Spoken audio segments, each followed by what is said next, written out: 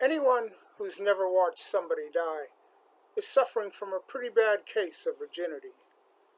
For 12 months, I watched my father dying when I was 10 years old.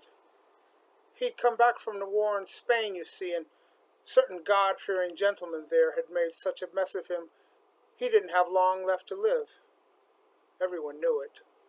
Even I knew it. But I was the only one who cared. The family were embarrassed by the whole business, embarrassed and irritated.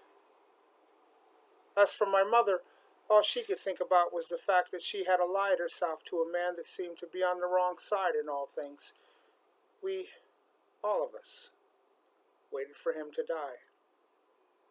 The family sent him a check every month and hoped he'd get on with it quietly without too much vulgar fuss. My mother looked after him without complaining, and that was about all. I suppose she pitied him.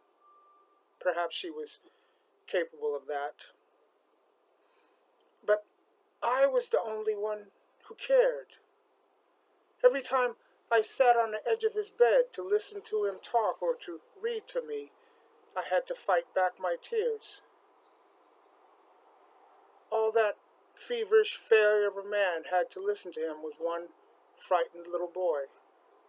I spent hour upon hour in that tiny bedroom.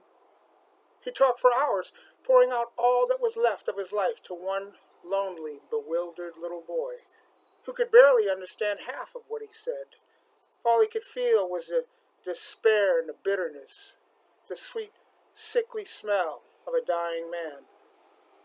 You see, I learnt at an early age what it was to be helpless, angry and helpless, and I can never forget it.